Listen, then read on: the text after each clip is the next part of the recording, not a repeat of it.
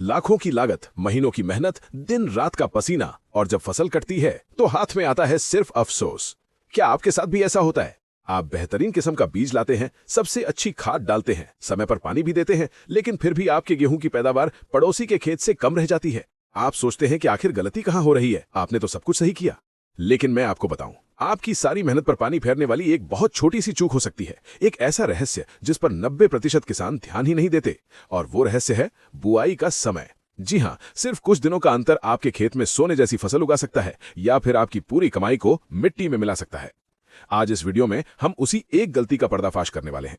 हम आपको सिर्फ ये नहीं बताएंगे कि बुआई कब करनी है, बल्कि हम आपको ये भी बताएंगे कि उस तय समय से पहले या बाद में बुआई करना आपके लिए कितना भयानक साबित हो सकता है। ये वीडियो आपके गेहूं की खेती करने का नजरिया हमेशा के लिए बदल सकता है।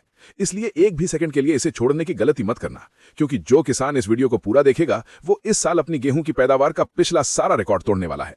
अगर आप चाहते हैं कि खेती से जुड़ी ऐसी ही खुफिया जानकारी आप तक सबसे पहले पहुंचे, तो अभी इस चैनल को सब्सक्राइब करके घंटी वाले बटन को दबा दीजिए और इस वीडियो को एक लाइक जरूर कर दीजिए, क्योंकि आपका यही प्यार हमें आपके लिए और गहरी रिसर्च करने की ताकत देता है। अब मैं आपके लिए एक सवाल छोड़ रहा हूं, जिसका जवाब मुझे हर किसान भाई से कमेंट में चाहिए। आप आपका गेहूं की बुआई किस आधार पर करते आए हैं? क्या आप कैलेंडर देखकर करते हैं, या जब पड़ोसी बोता है तब करते हैं, या फिर कोई और तरीका है? मुझे कमेंट्स में जरूर बताइएगा। चलिए अब उस सबसे बड़े रहस्य की परतों को खोलना शुरू करते हैं। ज्यादातर किसान क्या करते हैं, जैसे ही धान की फसल कटी, खेत में थोड़ी नमी दिखी और तुरंत गेहूं की बुवाई शुरू कर दी। उन्हें लगता है कि जितनी जल्दी बुवाई करेंगे फसल उतनी जल्दी तैयार होगी और बाजार में अच्छे दाम मिलेंगे। ये सोच ही सबसे बड़ा धोखा है, एक मीठा जहर है जो आपकी फसल को अंदर ही अंदर खोखला कर देता है। कृषि वैज्ञानिक इस बात पर बार बार जोर देते हैं कि गेहूं की बुवाई का सीधा संबंध तापमान से है। जब आप बहुत जल्दी यानी अक्टूबर की शुरुआत या मध्य में बुवाई कर देते हैं, तब दिन का तापमान अक्सर 30 से 35 डिग्री सेल्सियस के आसपास होता है। इस ज्यादा तापमान में जब आप गेहूं का बीज जमीन में डालते हैं, तो आप अनजाने में अपनी फसल के लिए 3 बड़े दुश्मन तैयार कर लेते हैं। पहला दुश्मन है दीमक और दूसरे जमीन के कीड़े। गर्म और नम जमीन इन कीड़ों के लिए जन्नत जैसी होती है। वो आपके अंकुरित हो रहे बीज को या नन्हे पौधे को जड़ से ही खत्म कर देते हैं, और आपको पता भी नहीं चलता कि खेत में पौधों की संख्या कम क्यों हो रही है। दूसरा दुश्मन है खुद पौधे का अनियंत्रित विकास। ज्यादा गर्मी पाकर पौधा अपनी सारी ताकत लंबाई बढ़ाने में लगा देता है। वो जरूरत से ज्यादा लंबा हो जाता है, लेकिन कमजोर रहता है। इस प्रक्रिया में वो कल्ले बनाने यानी एक ही दाने से कई शाखाएं निकालने की अपनी क्षमता खो देता है। और आप तो जानते ही हैं, जितने कम कल्ले उतनी ही कम बालियां और उतनी ही कम पैदावार। और तीसरा और सबसे खतरनाक दुश्मन है खुद गर्मी। जल्दी बोई गई फसल में बालियां भी जल्दी आ जाती हैं। अगर उस समय मौसम गर्म रहा तो फूल झड़ने लगते हैं, परागण की प्रक्रिया ठीक से नहीं हो पाती, और जो दाने बनते भी हैं वो गर्मी के कारण पूरी तरह से भर नहीं पाते। वो छोटे, पिचके हुए और हल्के रह जाते हैं। यानी आपने मेहनत तो की, लेकिन नतीजा सिफर रहा। तो आज से ये बात गांठ बांध लीजिए, जल्दबाजी का मतलब है सीधा सीधा बर्बादी। तो अगर जल्दी बुआई करना बर्बादी है, तो क्या इसका मतलब है कि हमें देर से बुआई करनी चाहिए? कई किसान सोचते हैं कि चलो धान कटने के बाद आराम से खेत तैयार करेंगे, फिर बुआई करेंगे। यह दूसरी सबसे बड़ी गलती है जो आपको कंगाल बना सकती है। अक्सर गन्ना, आलू या पिछेती धान की कटाई के बाद किसान दिसंबर में या कई बार तो जनवरी की शुरुआत में गेहूं की बुआई करते हैं। यह देरी आपकी पैदावार पर किसी कुल्हाड़ी की तरह वार करती है। एक स्टडी के अनुसार नवंबर के आखिरी हफ्ते के बाद गेहूं की पैदावार में हर दिन लगभग 30 से 40 किलो प्रति हेक्टेयर की गिरावट आनी शुरू हो जाती है। सोच कर देखिए, अगर आपने सिर्फ 15 दिन की देरी कर दी तो आपकी कई क्विंटल फसल खेत में ही मारी गई। लेकिन ऐसा होता क्यों है? इसके पीछे भी विज्ञान है। गेहूं असल में सर्दियों की फसल है। इसे अपनी शुरुआती बढ़त, जड़ें जमाने और सबसे जरूरी कल्ले फोड़ने के लिए ठंडे मौसम की एक लंबी अवधि चाहिए होती है। जब आप दिसंबर या जनवरी में बुआई करते हैं तो उसे यह जरूरी ठंडा मौसम मिल ही नहीं पाता। पौधा भी ठीक से अपनी जड़ें जमा भी नहीं पाता कि फरवरी और मार्च की तेज गर्मी शुरू हो जाती है। ये अचानक बढ़ी हुई गर्मी उस नन्हे पौधे के लिए किसी भट्टी की तरह काम करती है। पौधे की बढ़त वहीं रुक जाती है। बालियां अगर आती भी हैं तो बहुत छोटी, और उनमें दानों की संख्या भी बेहद कम होती है।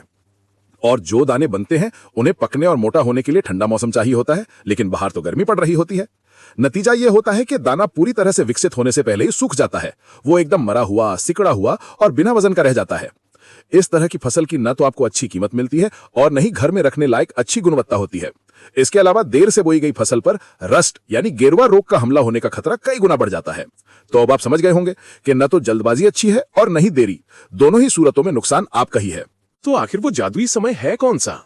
वो कौन सी तारीखें हैं जो आपके गेहूं के दाने को सोने में बदल सकती हैं? कृषि वैज्ञानिकों ने सालों की रिसर्च के बाद वो सुनहरा समय निकाला है जब जमीन का तापमान गेहूं के अंकुरण के लिए सबसे आदर्श होता है।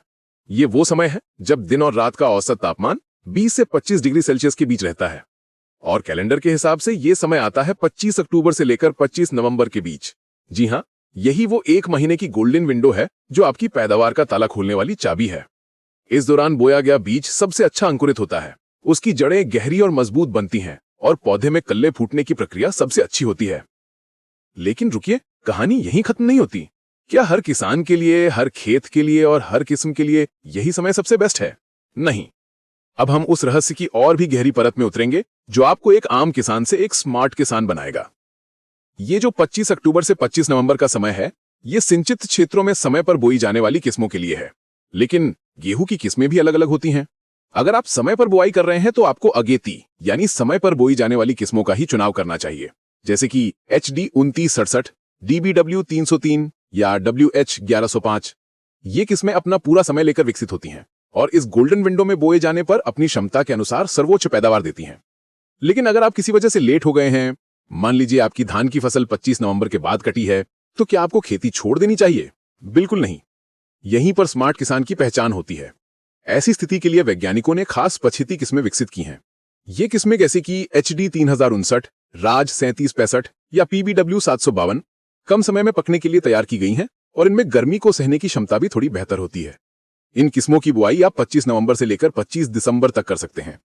लेकिन अगर आप 25 दिसंबर के बाद बुआई कर रहे हैं तो आप बहुत बड़ा जोखिम ले रहे हैं और पैदावार में भारी गिरावट के लिए आपको तैयार रहना होगा। इसलिए बीज खरीदते वक्त सिर्फ नाम मत पढ़िए, ये जरूर पूछिए और पता कीजिए कि वो किस्म अगेती है या पछेती। सही समय पर सही किस्म का चुनाव ही जीत का मंत्र है।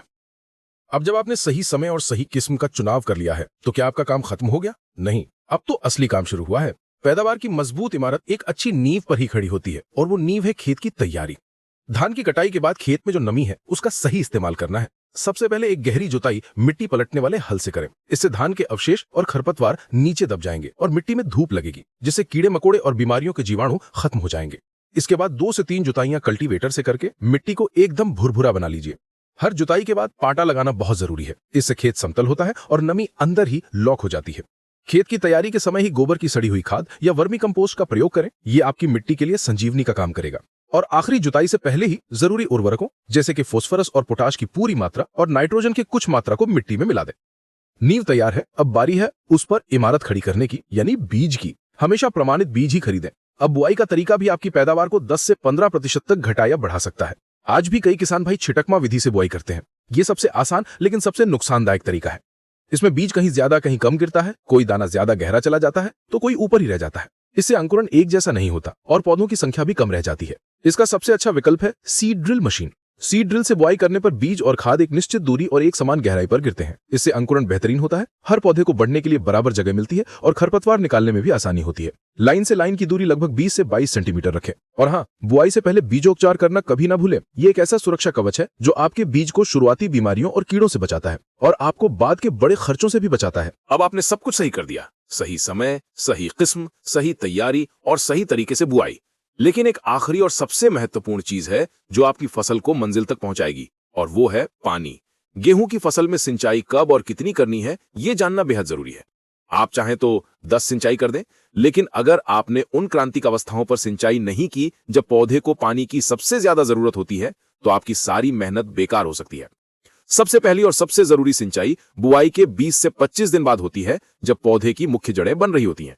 इस अवस्था को क्राउन रूट या शीर्ष जड़ अवस्था कहते हैं। अगर इस समय पानी की कमी हुई तो आपकी पैदावार में भारी गिरावट निश्चित है। इसके बाद कल्ले फूटते समय, गांठें बनते समय, बालियां निकलते समय और दानों में दूध भरते समय सिंचाई करना बेहद जरूरी होता है। याद रखिए, हल्की लेकिन समय पर की गई सिंचाई देर से की गई भारी सिंचाई से लाख गुना बेहतर है। तो किसान भाइयों, अब आप उस रहस्य को जान चुके हैं। बम्पर पैदावार का राज किसी महंगी खाद या बीज में नहीं, बल्कि प्रकृति के चक्र को समझने और सही समय पर सही कदम उठाने में छिपा है। जल्दबाजी और देरी दोनों ही आपके दुश्मन हैं। अपनी जमीन, अपनी किस्म को पहचानिए और 25 अक्टूबर से 25 नवंबर की उस गोल्डन विंडो का सही इस्तेमाल कीजिए। खेती सिर्फ मेहनत का नहीं, बल्कि स्मार्ट मेहनत का काम है। मुझे पूरा विश्वास है कि इस वीडियो में बताई गई जानकारी को अगर आपने अपना लिया तो इस साल आपके गेहूं के खेत में पैदावार का एक नया इतिहास लिखा जाएगा। अगर आपका अभी भी कोई सवाल है तो बिना झिझक कमेंट्स में पूछिए, हम आपके हर सवाल का जवाब देने की कोशिश करेंगे। इस वीडियो को देखने के लिए आपका बहुत बहुत धन्यवाद।